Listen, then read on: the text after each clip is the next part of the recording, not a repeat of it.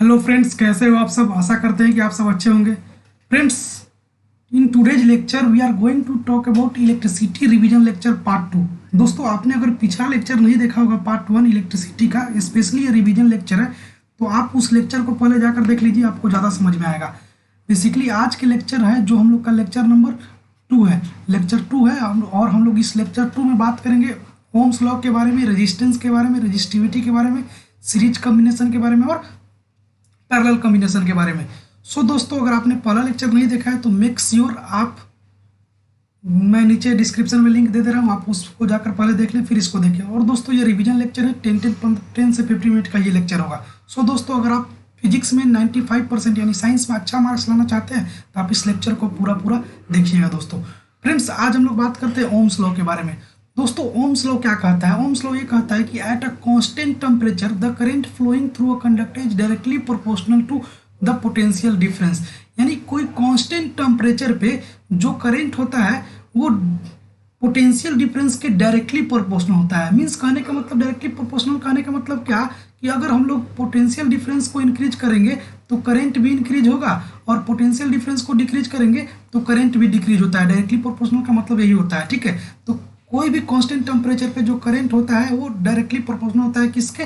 Potential difference के। यही Ohm's law कहता है, यही ओम्स लॉ का डिफिनेशन होता है। अब देखिए, मैथमेटिक्सली हम लोग इसको रिप्रेजेंट करते हैं, I is directly proportional to B. यानी बी मतलब पोटेंशियल, आई मतलब करंट। अगर पोटेंशियल को बढ़ाएंगे तो करंट भी बढ़ेगा, पोटेंशियल को घटाएंगे तो करंट भी घटेगा। इसको हम लोग B is directly proportional to I भी लिख सकते हैं, दोनों को जैसे लिखे कोई दिक्कत नहीं है। अब देखिए, mathematically B is directly proportional to I होता है। अब हम लोग डायरेक्टली प्रोपोर्शनल का साइन हटाते हैं तो क्या आ जाता है? कांस्टेंट आ जाता है, जिसको हम लोग आर बोलते हैं, इसको रेजिस्टेंस बोलते हैं। बी बराबर आई इंटू आर। अब देखिए, बी बराबर आई इंटू आर, ये किसका फॉर्मूला है? ये ओम्स लॉ का फॉर्मूला है, और बहुत ज़्यादा इंपॉर्टेंट फॉर्मूला है। बी बराबर आई इंटू आर। यहाँ से 3 फार्मूला आपके बन सकते हैं। एक आई बराबर वी अपॉन आर होता है, एक आर बराबर वी अपॉन आई होता है। आप अगर मैथ के अच्छे विद्यार्थी रहे होंगे तो ये कंसेप्ट आपको समझने में कोई प्रॉब्लम नहीं रहा होगा। दोस्तों, अब हम लोग बात करते हैं यहाँ पे आर रेजिस्टेंस को बोलते हैं। रेजिस्टेंस क्या है? कांस्टेंट है। जो कांस्टेंट कहाँ से है? I is directly proportional to B. Directly proportional का साइन हटाने पे आर कांस्टेंट आया, जिसको हम लोग रेजिस्टेंस बोलते हैं। बी क्या है? पोटेंशियल डिफरेंस है। आई क्या है? इलेक्ट्रिक करंट है। बहुत ज़्यादा इंपॉर्टेंट है, यहाँ से आपको छोटे छोटे न्यूमेरिकल्स बनते हैं। सो दोस्तों, ये आगे हम लोग आगे बढ़ते हैं। Graphs between V and I, यानी जो पोटेंशियल, जो ओम्स लॉ का ग्राफ होता है वो कैसा ग्राफ होता है? वो ग्राफ बिल्कुल स्ट्रेट लाइन का ग्राफ होता है। ये आई को शो कर रहा है और ये बी को शो कर रहा है, और बीच में रेजिस्टेंस होता है। यानी आई और बी के जो ग्राफ होता है बिल्कुल स्ट्रेट लाइन होता है। यानी ओम्स लॉ का जो ग्राफ होता है बिल्कुल स्ट्रेट लाइन होता है, और जो स्ट्रेट लाइन होता है वो क्या देता है हम लोग को? वो रेजिस्टेंस देता है। आई होप आपको ये चीज़ समझ में आ गया होगा। दोस्तों अब हम लोग बात करते हैं किसका? रेजिस्टेंस का। कि रेजिस्टेंस किस पंछी का नाम है, किस चिड़िया का नाम है। तो दोस्तों, रेजिस्टेंस के बारे में बात करते हैं तो रेजिस्टेंस क्या होता है? It is the opposition faced by a charge. It is the opposition faced by a charge while passing through the conductor. यानी किसी कंडक्टर से जब चार्ज जो है पास करता है तो उस चार्ज को पास करने में उस चार्ज को अपोजिशन मिलता है। अपोजिशन कहने का मतलब उस चार्ज को पास करने में रुकावट होती है, उस चार्ज को पास करने में परेशानी होती है। उसी अपोजिशन को रेजिस्टेंस बोलते हैं। रेजिस्ट कर रहा होता है, यानी जब किसी वायर से चार्ज पास करता है ना तो वायर उस चार्ज को जाने से रोकता है, रेजिस्टेंस क्रिएट करता है, कहता है कि तुम रुको, तुम धीरे धीरे जाओ, उसको जाने के में रोकता है। तो उसी रोकने वाले चीज को हम लोग क्या बोलते हैं? रेजिस्टेंस बोलते हैं। बेसिकली रेजिस्टेंस क्या होता है? रेजिस्टेंस का फॉर्मूला होता है आर बराबर वी अपॉन आई। अब यही रेजिस्टेंस डिफाइन करता है, जैसे हम लोग घर में अपना कॉपर का वायर यूज करते हैं तो कॉपर के वायर में रेजिस्टेंस कम होते हैं, इसीलिए कॉपर वायर ज़्यादा महंगा आता है। सिल्वर जो होता है उसमें और भी रेजिस्टेंस कम होता है, इसलिए और भी वो महंगा होता है। तो हम लोग घर में एल्युमिनियम का वायर यूज करते हैं, उसमें रेजिस्टेंस ज़्यादा होता है, इसीलिए हम लोग के घरों को वायरिंग में एल्युमिनियम वायर नहीं बल्कि कॉपर वायर यूज किया जाता है। और सिल्वर तो बहुत महंगा होता है तो इसलिए सिल्वर वायर यूज नहीं करते हैं। क्यों? क्योंकि उसमें रेजिस्टेंस सबसे कम होता है। कहाँ पे? सिल्वर में। लेकिन हम लोग कॉपर यूज करते हैं क्योंकि सिल्वर से कम कॉपर में होता है, लेकिन बाकी सबसे ज़्यादा अच्छा किस में होता है? कॉपर में। इसीलिए हम लोग घरों में कॉपर का वायर यूज करते हैं, क्योंकि उसमें रेजिस्टेंस कम होता है तो इलेक्ट्रिसिटी को फ्लो करने में प्रॉब्लम नहीं होता है। अब देखिए, रेजिस्टेंस का फॉर्मूला होता है आर बराबर वी अपॉन आई, जहाँ पे आर रेजिस्टेंस है, V potential difference, I current है। अब देखिए, रेजिस्टेंस का ऐसा यूनिट क्या होता है? ओम होता है, इसको सिंबल से ऐसे यूनिट करता है। आपको ये सब चीज़ मालूम ही होगा मेरे ख्याल से। अब देखिए, हम लोग ये बात करते हैं कि जो रेजिस्टेंस है किस किस फैक्टर पे डिपेंड करता है। On which factor this resistance depend. तो रेजिस्टेंस पहला डिपेंड करता है लेंथ ऑफ द कंडक्टर पे। लेंथ ऑफ द कंडक्टर कहने का मतलब क्या कि अगर किसी भी कंडक्टर के लेंथ को बढ़ा देंगे तो रेजिस्टेंस भी बढ़ जाएगा। लेंथ को घटा देंगे तो रेजिस्टेंस भी घट जाएगा। ये R is directly proportional to length है, अगर किसी कंडक्टर के लेंथ को दुगना कर दे तो रेजिस्टेंस भी दुगना हो जाएगा। दूसरा एरिया ऑफ क्रॉस सेक्शन पे डिपेंड करता है। इसका कहने का मतलब क्या कि अगर किसी भी कंडक्टर के एरिया को बढ़ा देंगे तो रेजिस्टेंस कम हो जाएगा। Inversely R is inversely proportional to area या फिर R is directly proportional to 1 upon area. तो अगर एरिया बढ़ाएंगे तो रेजिस्टेंस कम हो जाएगा, एरिया को घटाएंगे तो रेजिस्टेंस बढ़ जाएगा। जैसे हमारे कहने का मतलब है कि अगर ये लेंथ ऑफ द कंडक्टर समझने के लिए आप इसको इस तरीके से समझ सकते हैं कि अगर आप जितना ज़्यादा रोड दूरी को ट्रेवल कीजिएगा, मान लीजिए आपको यहाँ से 500 किलोमीटर का दूरी ट्रेवल करना है, तो 500 किलोमीटर का दूरी ट्रेवल करना है तो आपको हर जगह रास्ते में ब्रेकर्स मिलेंगे, कहीं ट्रैफिक्स मिलेंगे। यानी जितना ज़्यादा आपको दूरी ट्रेवल करना पड़ेगा उतना ज़्यादा आपको ट्रैफिक मिलेंगे, ब्रेकर मिलेंगे, यानी आपको चलने में रेजिस्टेंस क्रिएट होगा, यानी उतना बार आपको रुकना पड़ेगा। वैसे ही लेंथ अगर बढ़ेगा तो वैसे ही रेजिस्टेंस भी बढ़ेगा। वैसे एरिया ऑफ क्रॉस सेक्शन कहने का मतलब कि बाय द वे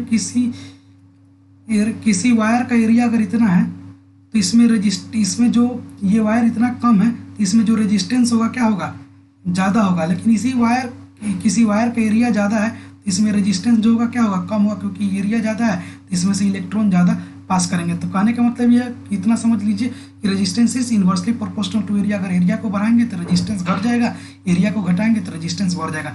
तीसरा किस चीज़ पे डिपेंड करता है, तीसरा डिपेंड करता है nature of material of conductor पे। मीन्स कहने का मतलब क्या कि किस तरीके के मटेरियल यूज कर रहे हैं कंडक्टर में। अगर कंडक्टर कॉपर का है तो रेजिस्टेंस कम होगा, कंडक्टर एल्युमिनियम का है, स्टील का है तो रेजिस्टेंस ज़्यादा होगा, कंडक्टर अगर सिल्वर का है तो रेजिस्टेंस और भी कम होगा। ठीक है। चौथा डिपेंड करता है टेम्परेचर ऑफ कंडक्टर पे। यहाँ पे तो nature of material of conductor समझ गए होंगे कि नेचर किसका है, वो वायर जो है एल्युमिनियम का है, सिल्वर का है, टीन का है या फिर कॉपर का है, तो उस चीज़ पे डिपेंड करता है। चौथा टेम्परेचर ऑफ कंडक्टर पे। तो टेम्परेचर ऑफ कंडक्टर पे किस तरीके से डिपेंड करता है, तो resistance of all pure metal, जितने भी प्योर मेटल है सारे के सारे प्योर मेटल का जो रेजिस्टेंस होता है उनके अगर टेम्परेचर को बढ़ाएंगे तो रेजिस्टेंस भी क्या हो जाएगा, इंक्रीज कर जाएगा। तो अगर किसी भी मेटल का अगर हम लोग टेम्परेचर को इंक्रीज करते हैं, increase the temperature then resistance of pure metal increase, तो हम लिख दें कि resistance of all pure metal increases on increasing the temperature. यानी किसी भी कंडक्टर के टेम्परेचर बढ़ाने से उसका रेजिस्टेंस भी इंक्रीज हो जाता है। टेम्परेचर बढ़ाने से रेजिस्टेंस इंक्रीज होगा, टेम्परेचर घटाने से रेजिस्टेंस डिक्रीज कर जाएगा। तो रेजिस्टेंस चार चीज़ों पे डिपेंड करता है, लेंथ पे, एरिया पे, नेचर ऑफ मटेरियल पे, टेम्परेचर पे। याद रखिएगा, आपके एग्जाम में पूछ सकते हैं।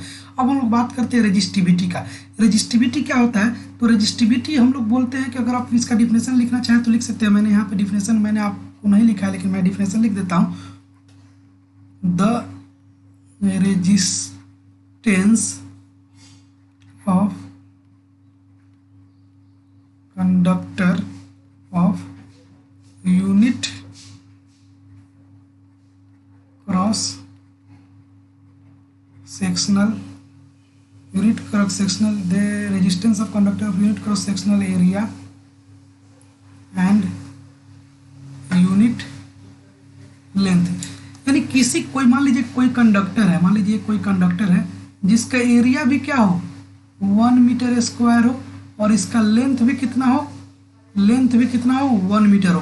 तो कोई वैसा कंडक्टर जिसका एरिया 1 मीटर स्क्वायर हो और इसका लेंथ 1 मीटर हो, तो इसका जो रेजिस्टेंस होता है ना उसी को रेजिस्टिविटी बोलते हैं। तो यहाँ पे लिखते हैं the resistance of conductor of unit cross sectional area and unit length. यानी किसी भी कंडक्टर का यूनिट क्रॉस सेक्शनल एरिया होना चाहिए और यूनिट लेंथ होना चाहिए। तो वो यूनिट क्रॉस सेक्शन एरिया के और यूनिट लेंथ के रेजिस्टेंस को ही हम लोग क्या बोलते हैं, रेजिस्टिविटी बोलते हैं। ठीक है, तो आपको रेजिस्टिविटी समझ में आ गया होगा। रेजिस्टिविटी क्या है, तो कोई कंडक्टर है जिसका 1 मीटर लेंथ है और जिसका एरिया ऑफ क्रॉस सेक्शन भी 1 मीटर स्क्वायर है, तो उसका जो रेजिस्टेंस होगा ना उसी को रेजिस्टिविटी बोलते हैं।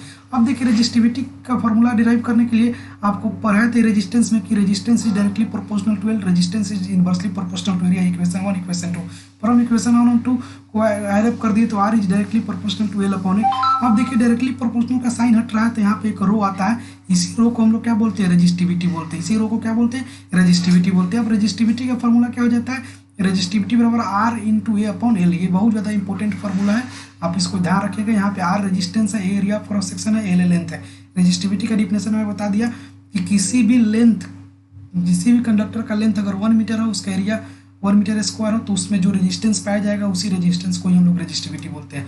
अब देखिए रेजिस्टिविटी का ऐसा यूनिट क्या होता है, ओम मीटर होता है, इसको डिनोट करते हैं ऐसे। रेजिस्टिविटी को रो से डिनोट करते हैं, इस तरीके से होता है। ठीक है, अब हम लोग बात करते हैं लास्ट टॉपिक, जो कि आज हम लोग का लास्ट टॉपिक है कॉम्बिनेशन ऑफ रेजिस्टेंस की। इस पे छोटे छोटे न्यूमेरिकल्स आते हैं, आपको न्यूमेरिकल्स करने होंगे।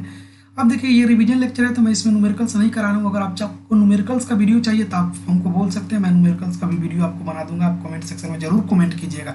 अब देखिए हम लोग बात करेंगे कॉम्बिनेशन ऑफ रेजिस्टेंस के। कॉम्बिनेशन ऑफ रेजिस्टेंस किसे बोलते हैं?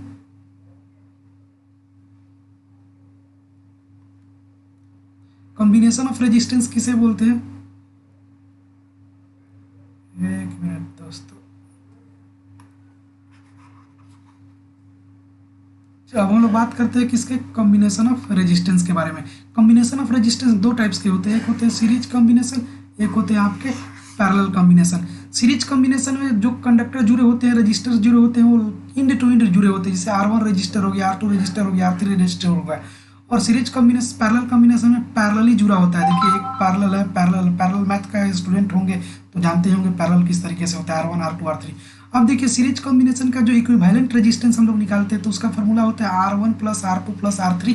अगर यहाँ तो 3 को दिया हुआ है तो हम 3 तक ले लीजिए। अगर बहुत सारा दिया रहेगा तो Rn तक, R1 plus R2 plus R3 plus R4 plus R5, जितना दिया रहेगा उतना हम लोग ले सकते हैं। आपको एक और चीज़ बता दें कि सीरीज कॉम्बिनेशन में जो करंट होता है वो करंट क्या होता है? करंट जो सीरीज कॉम्बिनेशन में होता है करंट क्या होता है? सेम होता है। करंट सेम होता है और पोटेंशियल डिफरेंस क्या होता है? डिफरेंट होता है। याद रखिएगा सीरीज कॉम्बिनेशन में करंट सेम होगा, पोटेंशियल डिफरेंस होगा। इसका सीरीज कॉम्बिनेशन का इक्विवेलेंट का फॉर्मूला होता है R1 plus R2 plus R3। जहाँ तक दिया रहेगा, जितना दिया रहेगा उतना ऐड करते चले जाएंगे। लेकिन पैरेलल कॉम्बिनेशन जो होता है, पैरेलल कॉम्बिनेशन में क्या होता है? वो पैरेलली जुड़ा होता है और इसका इक्विवेलेंट रेजिस्टेंस निकालने के लिए फॉर्मूला क्या होता है? 1/R1 plus 1/R2 plus 1/R3। और जितना अगर 3 दिया है तो यहाँ पे 3 लेंगे। अगर बहुत सारा दिया रहेगा तो R1/R1 plus 1/R2 plus 1/R3 plus 1/Rn बहुत सारा कर सकते हैं, ठीक है। और एक बात और याद रखिएगा कि सीरीज कॉम्बिनेशन में मैंने बताया कि करंट इसमें सेम रहता है और पोटेंशियल डिफरेंट होता है। जस्ट इसके अपोजिट होता है, कहाँ पे? जस्ट इसके अपोजिट होता है इसमें पैरेलल कॉम्बिनेशन में। पैरेलल कॉम्बिनेशन में क्या होता है कि करंट जो होता है डिफरेंट होता है और पोटेंशियल डिफरेंस सेम होता है। तो एक कंसेप्ट को याद रखिए, करंट डिफरेंट होता है, पोटेंशियल डिफरेंस सेम होता है। कहाँ पे? पैरेलल कॉम्बिनेशन में। और सीरीज कॉम्बिनेशन में करंट सेम होता है, पोटेंशियल डिफरेंस डिफरेंट होता है। अब देखिए हम लोग के घरों में जो सर्किट लगा होता है उसमें पैरेलल कॉम्बिनेशन ज़्यादा लगा होता है, सीरीज कॉम्बिनेशन भी लगा होता है। सीरीज कॉम्बिनेशन के कुछ डिसएडवांटेज भी है और एडवांटेज भी है, और पैरेलल कॉम्बिनेशन के केवल एडवांटेज ही है। तो आप इसको NCERT बुक में पढ़ सकते हैं, क्योंकि ये रिवीजन लेक्चर है तो इसमें जितना ज़्यादा डिटेल में बताना सही नहीं है। दोस्तों अगर ये फार्मूला जो है ये बहुत ज़्यादा इंपॉर्टेंट है इस बार के लिए, क्योंकि ये 12 से हटा दिया गया है, बहुत ज़्यादा इंपॉर्टेंट है। तो आपको एक चीज़ और मैं बता दूँ, ये रिवीजन लेक्चर था तो मैंने इस फार्मूला जो R इक्विवेलेंट बराबर पैरेलल में 1/R1 plus 1/R2 plus 1/R3 का डेरिवेशन नहीं करके बताया, बस केवल फार्मूला लिख दिया। इसका भी मैंने डेरिवेशन नहीं बताया, केवल फार्मूला लिख दिया। अगर आप चाहते हैं कि इसका डेरिवेशन आसानी से आपको चाहिए तो आप कमेंट सेक्शन में कमेंट कीजिए कि सर मैं उस दोनों का डेरिवेशन चाहता हूँ, तो मैं मात्र 2 से 3 मिनट का मैं एक वीडियो बना दूंगा। 2 से 3 मिनट में दोनों का डेरिवेशन मैं आपको कर सिखा दूंगा, सबसे आसान तरीका से। जो बुक में दिया रहेगा उससे भी मैं आसान तरीका से आपको सिखा दूंगा। हाँ, अगर आप चाहते हैं तो कमेंट में जरूर लिखिएगा कि सर मुझे डेरिवेशन का वीडियो भी चाहिए, तो मैं जरूर बनाऊंगा वीडियो। मात्र 2 से 3 मिनट यानी मैक्सिमम 5 मिनट में आपका वो डेरिवेशन सिखा दूंगा, ठीक है। और दोस्तों नेक्स्ट क्लास में हम लोग क्या बात करेंगे? नेक्स्ट क्लास में हम लोग बात करेंगे, नेक्स्ट क्लास लास्ट लेक्चर होगा इसका। नेक्स्ट क्लास में हम लोग जूल्स लॉ ऑफ हीटिंग पढ़ेंगे, जूल्स लॉ ऑफ हीटिंग पढ़ेंगे, फिर पावर को डिस्कस करेंगे और ये चैप्टर आपका फिनिश हो जाएगा। नेक्स्ट क्लास भी 10 से 12 मिनट का लेक्चर होगा और आपका वो चैप्टर फिनिश हो जाएगा। दोस्तों अगर आपको ये वीडियो अच्छा लगा होगा तो आप दिल से लाइक कर दीजिएगा, और पूरे वीडियो को पूरे देखने के लिए थैंक यू वेरी मच। दोस्तों आप अपने दोस्तों के साथ जरूर शेयर कीजिए, जो लोग नीडी है, जिनका एग्जाम आने वाला है, जिन्होंने कुछ प्रिपरेशन नहीं किया है, अगर वो मेरा वीडियो देखेंगे तो उनको बहुत सारी चीज़ समझ में आएगा। और मैं आपके 27 से पहले, आपका एग्जाम होने से पहले मैं दोनों चैप्टर खत्म करा दूंगा फिजिक्स का। उसके बाद अगर आपका इंग्लिश का एग्जाम हो जाएंगे, फिर उसके बाद आपका मैथ का एग्जाम हो जाएंगे, फिर आपका साइंस का एग्जाम 10 तारीख है। तो उसके बीच में अगर आपको न्यूमेरिकल का वीडियो चाहिए तो आप कमेंट में जरूर कमेंट कीजिएगा, जिस टाइप के न्यूमेरिकल आप करना चाहते हैं उस तरीके का न्यूमेरिकल मैं आपको जरूर करवा दूंगा। मैं शॉर्ट रिवीजन लेक्चर भी दूंगा, और ये तो शॉर्ट रिवीजन लेक्चर है, प्लस में मैं आपको केवल बोलकर एक 5 मिनट में पूरे चैप्टर को खत्म कर देना है। जैसे कि आप एग्जाम के सेंटर पे जाइएगा तो एग्जाम के सेंटर पे जाने के बाद आपको क्या होता है कि कोई चीज़ कैसे कैसे पढ़े, तो उस समय मैं एक वीडियो बनाऊंगा जो 5 मिनट में पूरा चैप्टर खत्म केवल बोलकर। तो मैं वैसा भी वीडियो आपको के लिए बनाऊंगा। तो दोस्तों इसके लिए आपको ये चाहिए कि आप लाइक करें, वीडियो को ज़्यादा से ज़्यादा शेयर करें और कमेंट जरूर करें वीडियो में, केवल देखना ही बल्कि कमेंट करें, सजेशन दीजिए। सो दोस्तों आज के लिए इतना ही, फिर मिलते हैं नेक्स्ट क्लास में। तब तक के लिए see you, have a nice day, bye bye, take care guys.